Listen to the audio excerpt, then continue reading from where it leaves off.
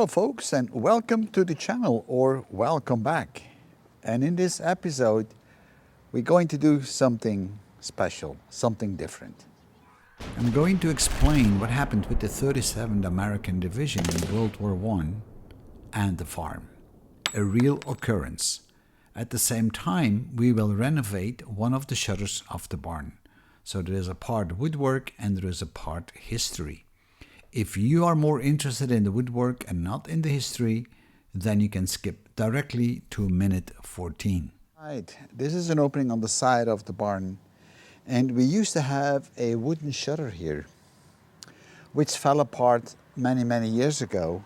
And this opening was intended to bring in hay and grain into the barn, into the attic, and store it here. So what I'm going to do in this video is actually creating this new shutter in wood. And during the First World War battle of the Ley and the Schelde, the farm was seriously damaged, and you can still see remnants on that on the wall where you see the impact, either a lot of bullets coming in or actually shrapnels during World War I, during the battle along the River Schelde. And as the barn was in the front line in 1918 on the 30th of October and the 1st and the 2nd of November, a lot of damage was done actually to the barn, but also to the top of the tower room where we used to have a pier that was shot into pieces and it collapsed. But of course, this barn is not any longer like it was in 16, because that's when the farm was built, because it was destroyed during the First World War and it has been rebuilt. However, we still have some parts left of that early building. And in 1920, the barn was actually rebuilt. They have reused most of the existing wood that was still usable.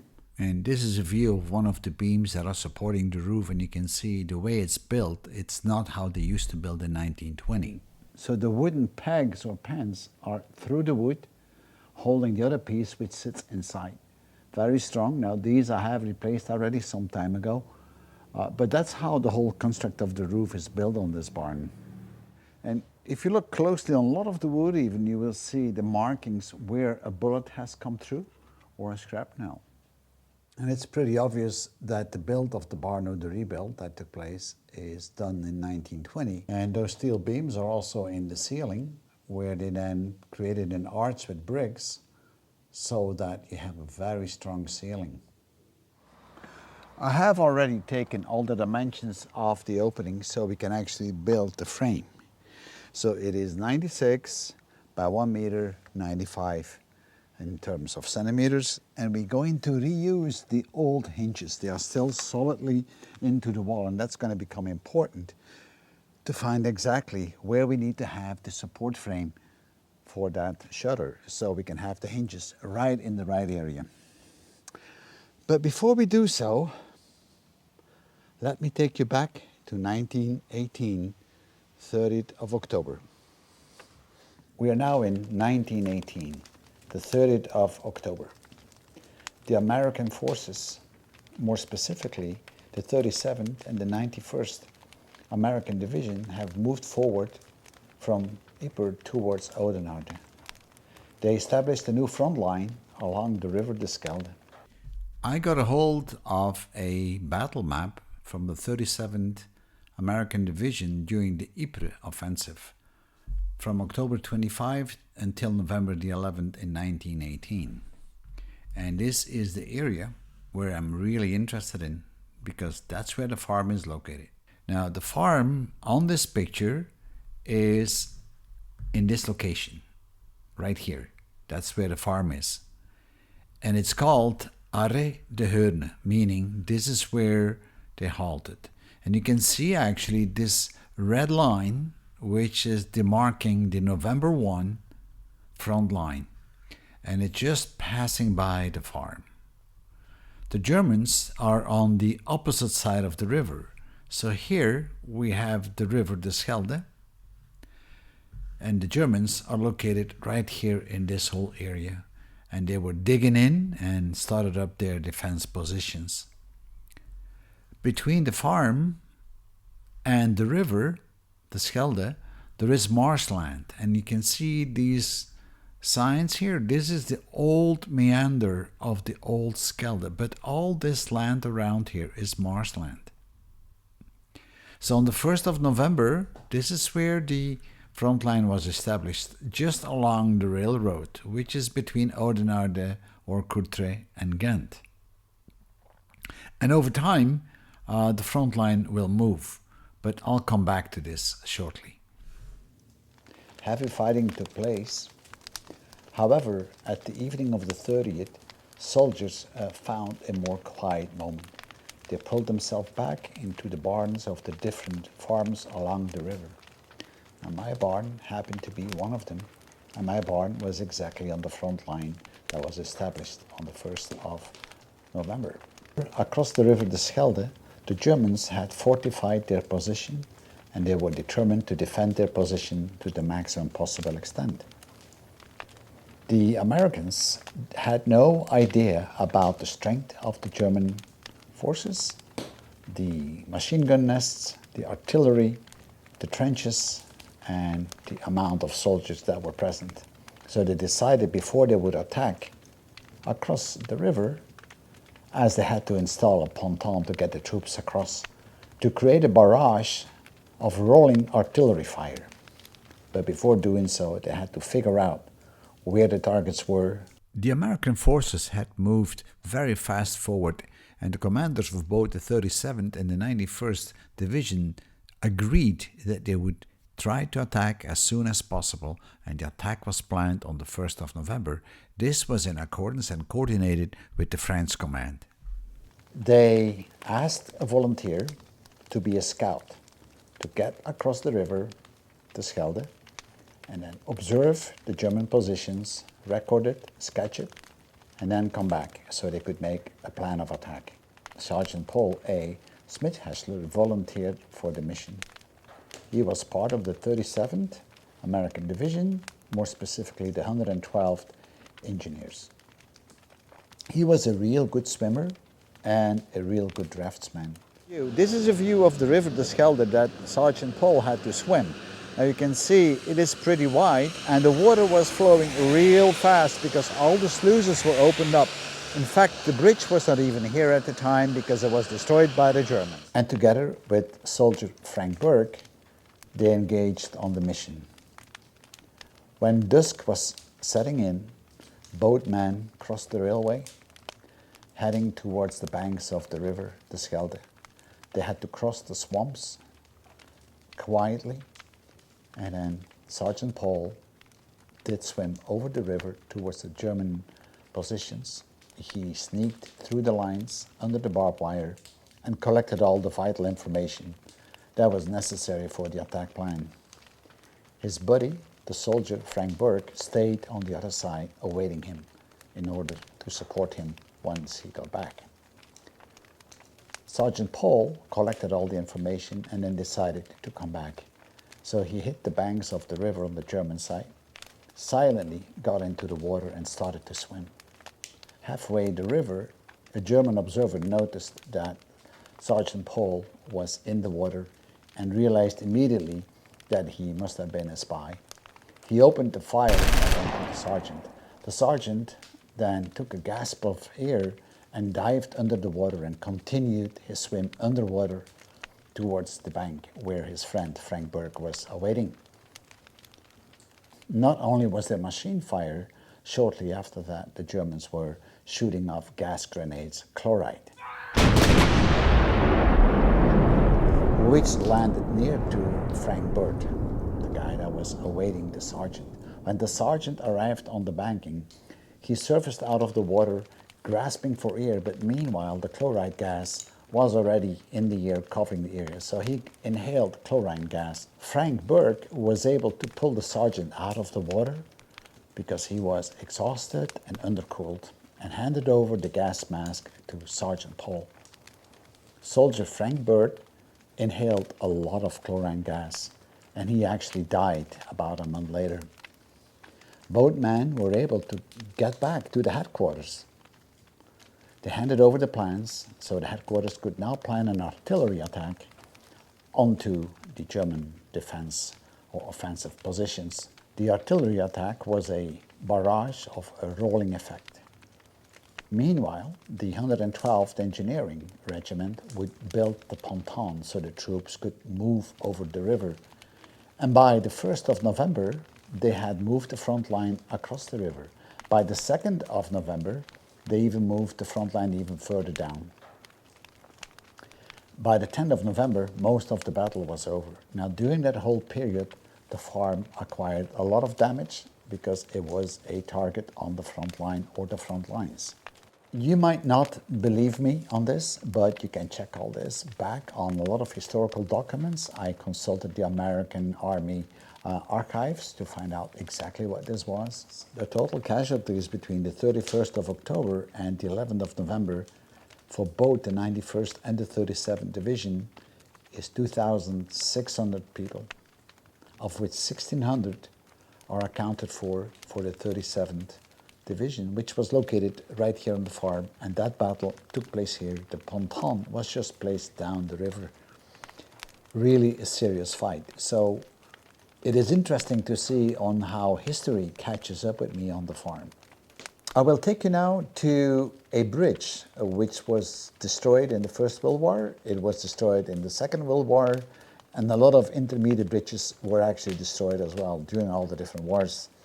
And it's called the Ohio Bridge because the 37th Division is also what we call the Buckheads, and it's a division from Ohio. The nearest bridge that the 37 could cross was the bridge in Eine, which was about 2 kilometers upstream. But that bridge was totally destroyed by the Germans during their retreat. But the bridge was rebuilt in 1920 and then destroyed again in 1945.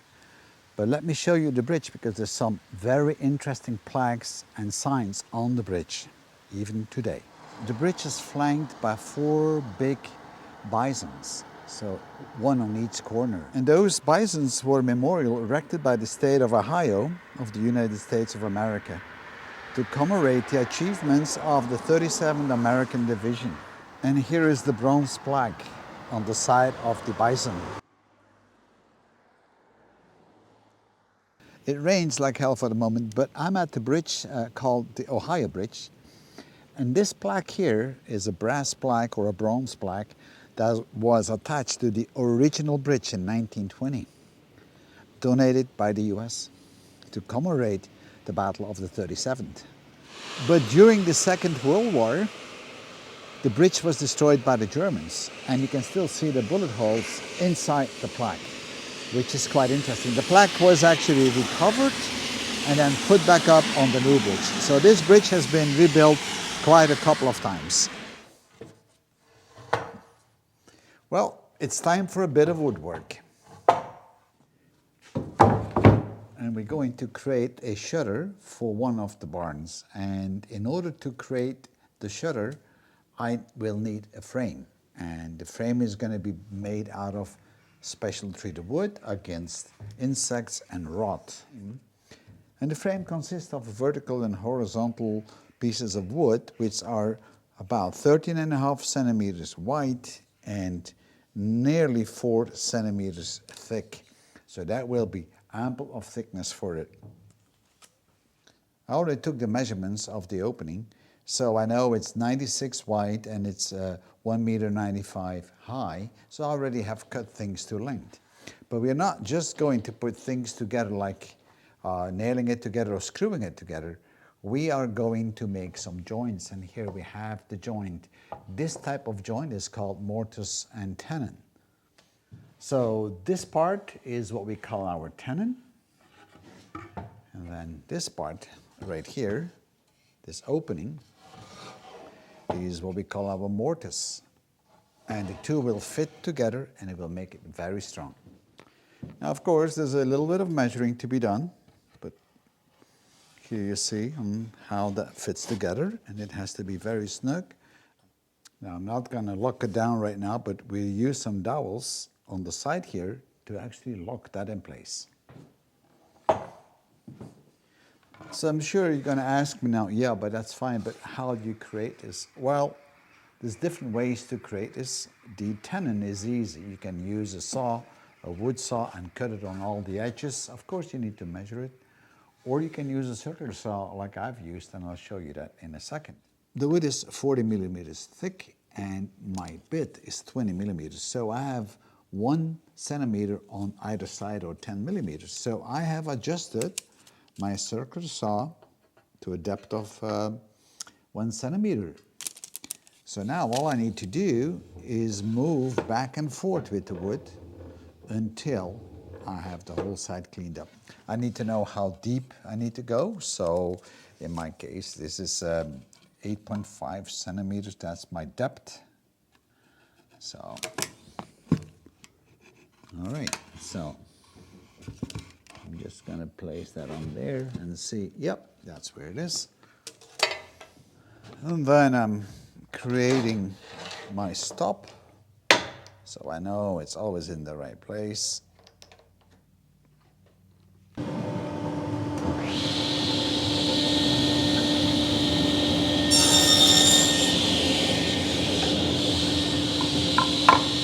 Turning it over.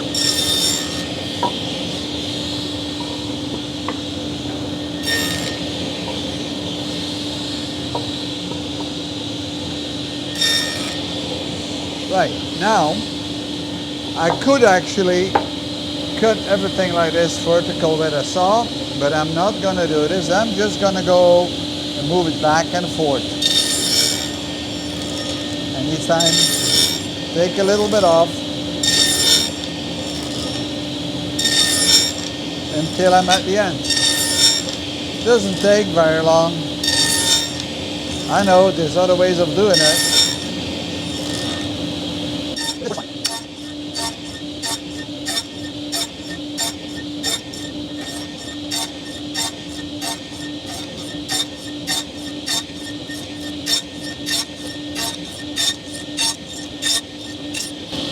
All right. So that was one side, and I deliberately skipped a line. And you can just, get it off with your hands. It's easy. And you can clean it up with a rasp. So I just go over it.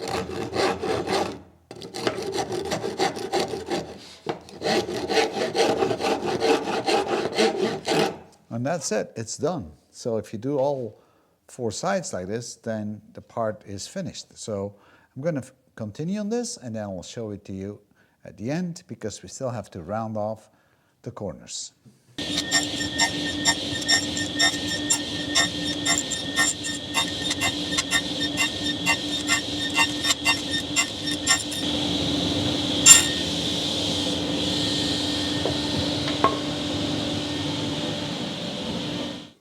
See, I haven't cut everything, but these parts are so small, you can just break them off.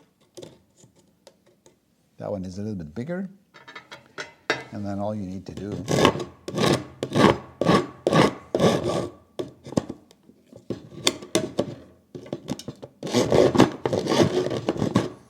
that's how simple it is. And for the mortise, I'm using a drill.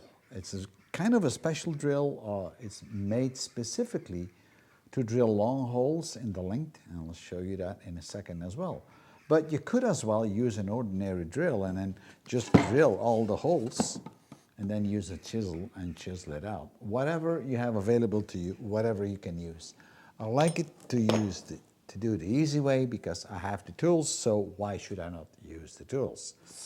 The mortise, or the opening that I'm making, is 2 centimeters, and that's why I have this bit in here, which is exactly 2 centimeters. I don't know if you can see it, but it is 2 centimeters. So I'm going to cut the hole on the mortise alongside the wood and make sure the bit is right in the middle.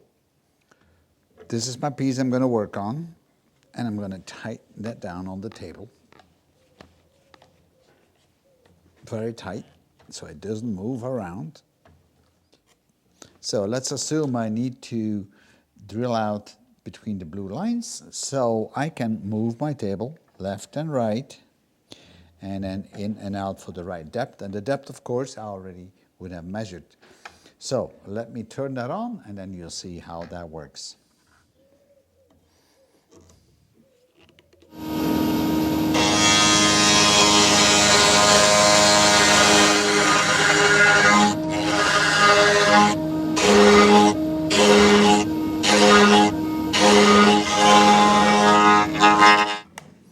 course, this was a very small opening, but you can see what I mean with it. Here it is, right? So, of course, for the frame, we need to make this a bit longer, but that's how easy it is. So the mortise is done, but you can see we have a rounded corner, and of course the tenon has square corners, so that is not going to fit. The top sides will fit, but the edges won't, so all we need to do now is round off the edges.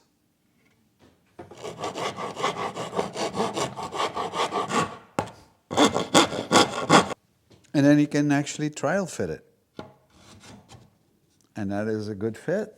It's not all the way to the end, but that's just because I didn't clean up the edges far enough. I made all the tenons and the mortises, I trial fitted them. So now it's time to assemble everything. I'm using some classic white wood glue, but you could also use some polyurethane glue if you want to, but this glue will just do for me. Just gonna put a few lines of glue, and I do it both on the tenon and on the mortise.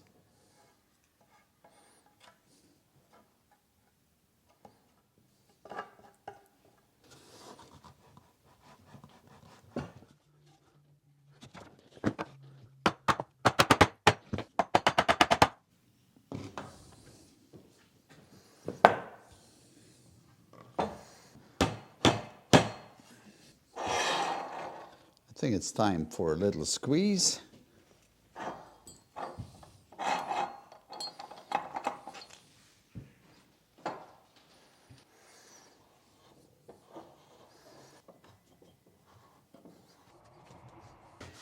Now I still need to make sure that it is straight, so I could use a square angle to measure that out. That looks pretty square, but you might also want to measure it from the top left to the bottom right, and then the opposite direction, so diagonal, and then both distances should be exactly the same. And then you know that the frame is square.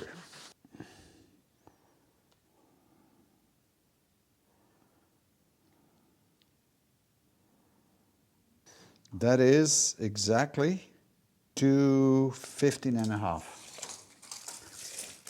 And this guy is 215 and a half. So I know my frame is square. The next thing up is to drill holes for the dowels, and I'm going to use dowels which are 40 millimeters long and 8 millimeters thick.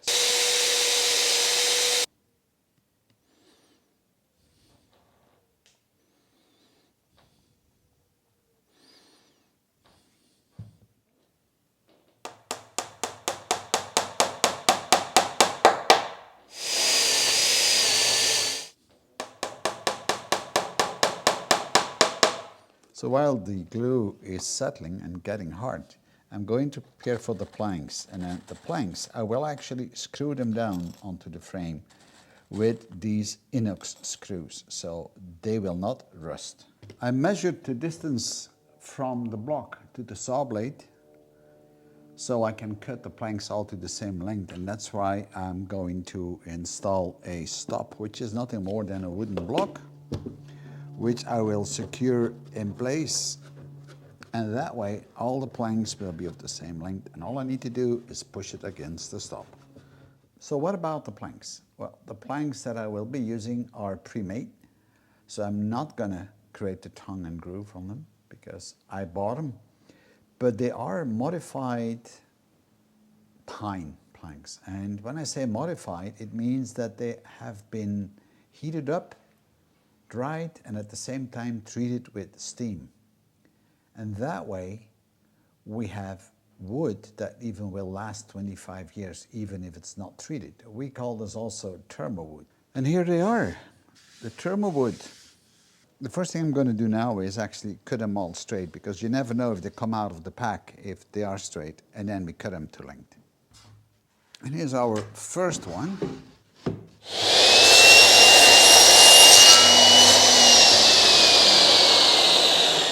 So now we need to figure out how many I will need, But also the first one and the last one, we have to cut off the edge because I don't want to have this lip there.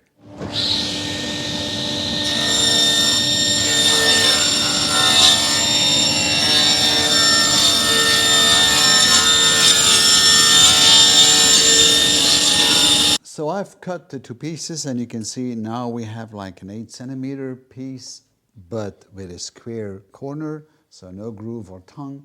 And on the other side, we have exactly the same. These are full planks, that's a full plank, but this one here is not. Now I could put a full plank in, but that's a bit of a waste, I think. And after all, this is just for the side of the barn anyway. So I might as well use what's left over from the planks and then connect the two together where that frame is. Now, of course, the frame is only here, so I have to cut off some of the planks. So I'm going to make sure that the planks join halfway that frame. Now, to make sure that all the planks are going to be on a straight line on top of the frame, I'm going to screw down a straight plank on that, and that will make sure that everything is aligned properly.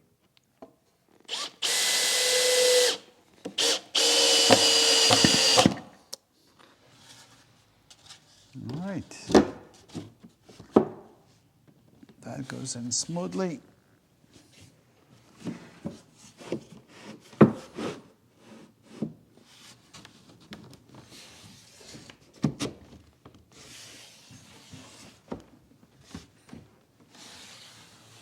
With everything now in place, I will start to put the screws in. I already marked the planks, so that is not an issue. And I think I will place two.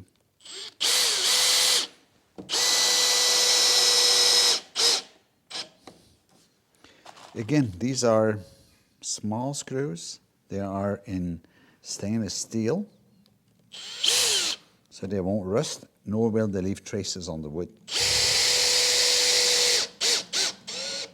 All the screws are in, and all what's left now to do is a bit of light sanding on the edges, so to take off the sharp corners.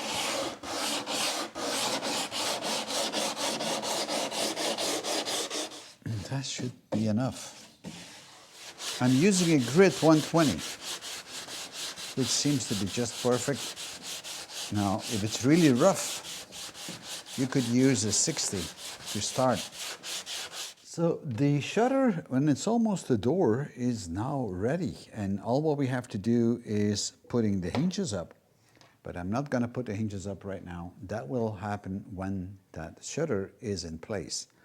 I will put spaces around it in the opening so it stays in place, and then I will mark where we need to drill the holes and then put the hinges up, and that way it will be a perfect fit.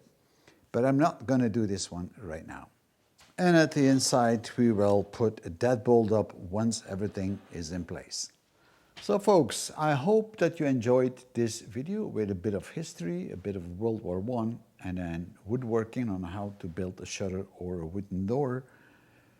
And I'll see you in my next video. Installing the shutter or that door we made will be in the next video, which will be all about lime washing the walls. Thank you for viewing, and by all means, please comment.